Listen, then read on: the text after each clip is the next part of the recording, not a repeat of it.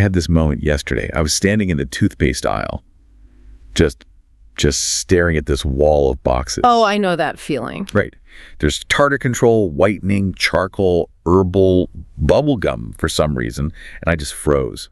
I thought, who decided we needed all of this? And at the same time, why did that one cereal you loved just disappear? Exactly. It feels personal, doesn't it? Like the universe is specifically messing with your breakfast routine. Yeah. But then you zoom out and you realize it's not just toothpaste. It's why there are no computer chips for cars, or why a shipping container suddenly costs double what it did last year. Right. So the big question for this deep dive is this all just chaos? Is it companies just throwing spaghetti at the wall and seeing what sticks? Or is there a machine behind the curtain? Yeah. And, well, there absolutely is a machine, a very complex and maybe slightly terrifying machine. Today we're unpacking demand analysis and market patterns. Which I have to admit, it sounds like the title of a textbook that costs $300 and puts you to sleep instantly. It does have that ring to it, yeah. But looking at the research you've pulled, this whole stack of supply chain principles and case studies, it's not about that. It's really about trying to predict the future. It's about how businesses try to avoid hitting what one source calls the brick wall. The brick wall. Yeah, that's really the mission of this deep dive. We're exploring the tools organizations use to avoid that wall, whether it's, a sudden shift in what people want, a global disaster, or just a competitor who suddenly eats their lunch. So we're skipping the Econ 101 lecture today. We are. We're going straight into the messy stuff, the psychology of buying, the fragility of the world, and why sometimes very smart people make incredibly stupid decisions. That is the perfect roadmap. Okay, let's start with the crystal ball then. If I'm a CEO and I want to know what's going to happen next year, do I just, guess? You try very hard not to. The source material breaks this down into 3 time frames. You've got strategic, tactical, and operational. Long-term, medium-term, and right now. Exactly. But it's not just a calendar. The key distinction, the one people often miss, is about control. What do you mean by control? Well, at the strategic level, the long term, you're looking at these massive macro environmental forces. We're talking huge shifts in technology, government policy, natural disasters. Things you can't control. Exactly. You cannot market your way out of a hurricane. You can't run an ad campaign to stop a recession. So at that level, you're just kind of a sitting duck. You're a duck building a shelter. You can anticipate and you can react, but you cannot influence the event itself. Right. Influence only really happens when you zoom into the tactical level, the medium term. That's where you can start changing prices, running a promo, tweaking your product to steer demand. So strategy is checking the weather report. Yeah. Tactics is deciding to sell umbrellas. That's a great way to put it. And to check that weather report, companies use a tool I think everyone has heard of, SWOT analysis. Oh boy. Strengths, weaknesses, opportunities, threats. I think I did a SWOT analysis on my dating life back in college. I hope the threats column wasn't too long, but here's the thing. Most people do SWOT wrong. They just treat it like a laundry list. We're good at this, bad at that. Right. The sources point out that the real value is in the dynamic between what's internal and what's external. Okay, break that down. Strengths and weaknesses are internal. They're about you, your skills, your factory, your brand. Opportunities and threats are external. They exist out in the world whether you like it or not. Simple enough. But here's the killer insight from the text. These aren't static boxes. If you ignore an opportunity, it doesn't just, go away. It very often mutates into a threat. And there was a brutal example of this in the reading. It involved IBM. Looking back, it just seems insane they missed it. The IBM and Bill Gates saga, it's really the ultimate lesson in hubris. So back in the day, IBM is the computer company. They're looking at the software market, specifically operating systems, and they see an opportunity. But they don't see it as their business. They're hardware guys. Big iron. They were so focused on their internal strength building these massive machines that it blinded them. They saw software as, a low-value component, like a bolt or a screw. Exactly. So when this kid, Bill Gates, walks in with DOS, they basically say, sure, you can license this to us, but yeah, you can keep the rights to sell it to other people. They handed him the keys to the kingdom. Because they defined the opportunity through the lens of their current strength. They thought, we make hardware, so this software thing is just a utility. They didn't realize that the opportunity they were ignoring would turn into Microsoft. Which became the single biggest threat to their entire business. Exactly. Their greatest strength became their blindfold. And speaking of threats, there's another distinction the text makes that felt really relevant. There are internal threats And then there are external shocks. The brick wall. A brick wall, like the Ever Given getting stuck in the Suez Canal. Oh, man. March 2021. One ship turned sideways in a ditch. It was a meme for a week, but for the global supply chain, it was a heart attack. A heart attack is right. It blocked what, nearly $10 billion in trade a day? Per day. That's an external threat that no amount of internal efficiency can stop. Your SWOT analysis can be perfect, but if your product is on that ship, you have zero revenue. It's terrifying. But okay, let's pivot from global disasters to something a bit more controlled. Figuring out what people actually want to buy. Market research. Yeah, and the text talks about this engineering trap. And I feel like I see this all the time, especially in tech. Oh, it's rampant. Engineers, and I have deep respect for them, they often solve for complexity, for technical beauty. Look, we fit a 4K screen on a toaster. And the customer's just standing there going, I just want my toast not to burn. Precisely. That's the disconnect. The engineering trap is assuming that technical superiority equals market demand. Marketing's job isn't just to sell the stuff, it's to force the engineers to actually look at the customer. There's a great case study on this. Hair, the appliance giant, when they were looking at the Nigerian market. This is one of my favorite examples. It's about empathy over engineering. So a typical company might just try to sell their standard American fridge in Nigeria. But Hair didn't do that. They went on the ground. And what did they find? They found that the power grid was unstable. In a lot of places, electricity would be out for hours, maybe even days at a time. So a smart fridge with a touchscreen is basically a paperweight. It's worse than that. It's a box of spoiled food. So Hair didn't make a better fridge in the technical sense. They made a freezer with massive insulation that could keep food cold for 100 hours with no power. 100 hours? That's 4 days. That is solving the actual problem. And of course, they captured the majority of the market share. But then look at what happened when they came to the US. Right, a totally different strategy. They couldn't just walk in and take on GE or Whirlpool. Those guys owned the showroom floor. No way. If Hair had tried to launch a standard family fridge in the US, they would have been crushed. So they looked for the white space, the niche the big guys were ignoring. Mini fridges. For dorm rooms, for man caves. Yeah, it wasn't glorious. That wasn't high margin. But it was an entry point. They got contracts with Walmart and Best Buy to get those low-cost units on the floor. It was a tactical wedge into the market. It's smart.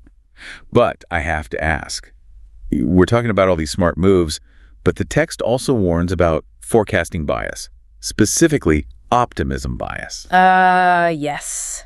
The eternal war between the sales team and the supply chain team. Is that bad? It's just human nature. Marketing and sales, they're paid to be optimistic. They look at a launch and they see a home run. They project selling 1 million units. And the supply chain manager's sitting there sweating. The supply chain manager is thinking, if we build 1 million and we only sell 10,000, we are dead.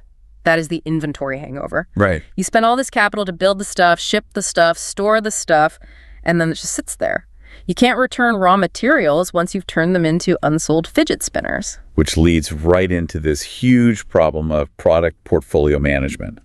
Companies trying to chase every customer by adding more and more variations. It's stock keeping units. Yes. Blue ones, red ones, spicy ones, gluten-free ones. And look, I have to push back a little. As a shopper, I like the spicy gluten-free option. Isn't choice good? If you offer 50 flavors, don't you capture 50 different types of customers? You capture them, sure. Nah. But do you actually make money on them? That's the real question. The text describes this as a sweet spot on a bell curve. Okay, explain the curve. On the left side, you have limited choice. You add a new flavor, your revenue jumps. Great. But as you keep adding SKUs, your complexity costs start to skyrocket. More warehouse slots, more changeovers on the manufacturing line. Your marketing gets diluted because you're shouting about 50 things instead of one. So you're working harder for the same amount of money. Or less. It's a phenomenon called cannibalization. Which sounds violent. It is, for your profits. If you launch Mega Stuff Oreos, are you finding a brand new cookie customer? Or are you just getting the guy who buys regular Oreos to switch? You're just stealing from yourself. You're trading $1 for $1, but you've doubled your overhead to do it? That's the trap. So you have to know when to kill a product. Which brings us to the product life cycle. Introduction, growth, maturity, and decline. And we all know introduction is risky, but the most dangerous phase, according to the text, is actually that transition from maturity into decline. Why? Maturity sounds nice. You're the cash cow. It is nice. The product is established, sales are steady, but companies, they fall in love with their cash cows. They get emotionally attached. So when the market starts to shift, when the decline starts, they're in denial. Exactly. They keep pouring marketing money in, trying to prop up a dying horse. Instead of just harvesting the remaining profit and cutting costs, they try to innovate their way back to growth. But sometimes, the party's just over. It's hard to admit you're obsolete. Just ask Kodak. Or Blockbuster. Ouch. Okay, so we've optimized our product, we avoided cannibalization, but then an earthquake happens 5,000 miles away. This brings us back to that global fragility. Macroeconomic web. Yeah. And the text uses the Fukushima disaster in 2011 as a prime example of this. We mentioned the Ever Given, which was a blockage, but Fukushima was different. It was. It was a terrible tragedy, first and foremost. But economically, it exposed just how lean the world had become. Factories in Detroit and Germany had to shut down. Not because they were damaged? No, but because one specific sensor or one specific pigment was only made in that one region of Japan. It's the just-in-time nightmare. We stripped out all the buffer to save money, so now when one link in the chain breaks, the whole thing just snaps. Exactly. And this connects to the broader economic cycles. The boom and the bust. Yeah, the text got a little abstract here with real GDP and prices. Yeah. Can we humanize that? Why do we keep going through these cycles of recession? Think of the economy like a party. I'm listening. When the party's good, that's the expansion. Everyone's having a great time. Demand is high. But eventually, you run out of snacks. Prices go up because everyone's fighting for the last bit of guacamole. Right. So the hosts, the suppliers, they see this and they order a massive amount of pizza. But the pizza takes an hour to get there. By the time it arrives, the guests have realized the party's too expensive and they've stopped eating. So now you've got 50 pizzas and nobody wants them. That's the surplus. Yeah. You have an inventory hangover, factories close, people lose jobs. That's the recession. The party dies down until prices fall enough that people feel like coming back. That makes so much sense. It's the lag time that kills you. Yeah. But, we talk about this like it's all just mechanics. But the text mentions these indices that are basically measuring feelings, vibes. Essentially, yes, the Consumer Confidence Index, the CCI. That's what cracked me up. We have all these supercomputers, but a huge leading indicator for the economy is just asking people, hey, how are you feeling about things? It turns out vibes move markets. If people feel scared about the future, they stop spending, even if they have money in the bank. And that fear becomes a self-fulfilling prophecy. So the CCI predicts the recession before the math does. In a way, yes. It's a leading indicator. GDP figures are lagging indicators. They just tell you what already happened. Confidence tells you what might be about to happen. Okay, I want to drill down, though. We've done the global vibes. Let's do some hard math. Microeconomics. There was a section on marginal analysis that I really need you to explain because my brain refused to accept the example. The truck driver example. Yes. Okay, let me set the scene. I own a trucking company. It cost me 1,000 euros to send a truck from city A to city B. The truck holds 10,000 kilograms. Got it. So simple division. My average cost is 10 cents per kilogram. If I charge less than 10 cents, I am losing money. Period. That is the average cost trap. Okay, but wait. The text says some guy runs up to the truck just before it leaves and offers 5 cents a kilo to fill the empty space. And the text says I should take the deal. You should. But I'm losing 5 cents on every kilo. That sounds like a great way to go bankrupt. I get why it feels that way. But you have to look at the margin. The truck is already going. The driver is hired. The insurance is paid. Those are sunk costs. Meaning I can't get that money back whether the truck is full or empty. Correct. So what is the extra cost, the marginal cost of adding that extra weight? I guess. A tiny bit more fuel. Right. Maybe 2 cents per kilo in extra diesel. That's it. So if your marginal cost is 2 cents and the guy is offering you 5 cents... I'm making 3 cents profit. Pure profit. Wow. Okay. Because the alternative isn't get 10 cents. The alternative is drive with empty space. Exactly. Driving with air pays 0. 5 cents is better than 0 as long as it covers the extra fuel. That is actually a really powerful way to make decisions. Ignore what you've already spent. Only look at what the next step costs versus what it brings in. It's the secret to rational decision-making, but it's hard because we get so emotional about our sunk costs. Oh, we do. We finished the bad movie because we already paid for the ticket. Exactly. Marginal analysis says walk out of the theater, The money is gone. Save your time. Okay, final piece of the puzzle. We have all this data, the psychology, the math, but real life is messy. The text talks about finding the patterns in the noise. This is really the holy grail. It's about deconstructing demand. When you look at a sales chart, it just looks like a jagged, crazy line, but it's actually 4 things stacked on top of each other. All right, break them down. First, you have the trend. Is the line generally going up or down over the long run? Easy enough. Second, you have seasonality. These are the predictable patterns. You sell more ice cream in July. You sell more coffee at 8 a.m. Okay, but the text said something weird here. It said you have to remove seasonality to see the truth. That sounds like cheating. Like, oh, sales are bad, just delete the winter data. It feels like cheating, but it's about clarity. Let's say your sales are up 20% in December. You might pop the champagne.